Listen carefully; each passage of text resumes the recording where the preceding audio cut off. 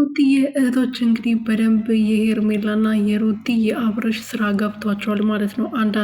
አንዳንዶቻችን ደግሞ ያልገባን ብዙዎቻችን አሉና ብዙዎቻችን ድራማ አልመሰለንም ነበር። ምክንያቱም አመቱ በሙሉ ስለቆዩበት ማለት ነው። የሰሞኑ ስራቸው ነው እንግዲህ ድራማ እንደሆነ የተገለጸልን ብዬ አስባለሁ። ምክንያቱም አንድ አመት ሙሉ እንደዛ እያለቀሰ ሩትዬ እርጉዞና እንደዛ ስታለቅስ ምናምን ድራማ አልመሰለም ነበር። እውነት አብርሃም እሷ ላይ እየተጫወተ ነበር የመሰለን ብዙዎቻችን ማለት ነው። ግን እንደዛ ሳይሆን እንግዲህ ዛሬ በተለይ ዛሬ የለበሱት ልብስ ላይ በጣም ሲወያዩ ነበረ ማለት ነው። የሩቲ እህቶች ማለት ነው።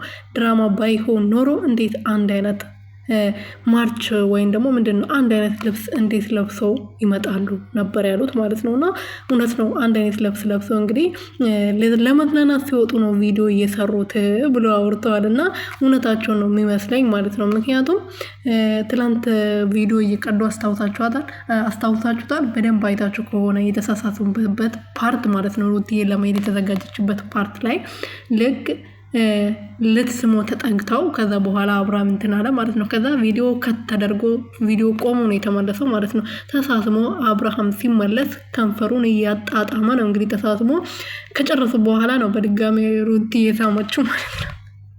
የምሬ ነው። እዛ ፓርት ላይ ገብታችሁ በደንብ አድርጋችሁ ይዩት ማለት ነው። ሰላም ቤተሰቦቼ እንዴት አመሻችሁልኝ? እንዴት ቆያችሁልኝ? እኔ ያለው ፈጣሪ ይመስገን። በያላችሁበት ሰላማችሁ ብዝት ትርፍርፍ ይበልልኝ። ሩቲና አብርሽዬ እንግዲህ ያው ሰሞኑን የሰሩ ቪዲዮ በጣም ደስና የሚያሰኝ ቪዲዮ ነው። ታምኔቱ ራሱ እንዴት አባቱ እንደሚያምር ማለት ነው። ምክንያቱም እነሱ አንድ ላይ ሲመጡ ደስ ይላል። በቃ ዩቱብ አካባቢ ሂዱ ነው የሚያሰኛችሁ ማለት ነው። ዝም ብላችሁ እና የሩቲ እህቶችም ደግሞ ዛሬ ትላንት በታየው ቪዲዮ ተደስቶ ሀሳብ አስተያየት እየሰጡ ነበረ። የሄርሜላ ደጋፊዎች ደግሞ አሉ። ሴት ሆኖ የባለ ትዳር ወንድ ወይም ደግሞ የሴትን ህይወት የምታበላሽ ሴት የሚደግፉ ሴቶች ሆኖ ማለት ነው። እና ነገ እኔ ላይ ምን ይደርሳል ብሎ አላሰቡ። እውነት እንኳን ቢሆን እንዴት ነው ሄርሜላ ሊደግፏት የቻሉት? ሴት ሆኖ እንዴት እንደዚህ ያደረጉ? ነገ የኔም ባል እንደዚህ ብታረገብኝስ ብሎ ለምን አላሰቡም? የልጄን አባት እንደዚህ ሌላ ሴት መታ እንደዚህ ብታረገብኝስ ብሎ ለምን አላሰቡም? የምሬ ነው ማለት ነው።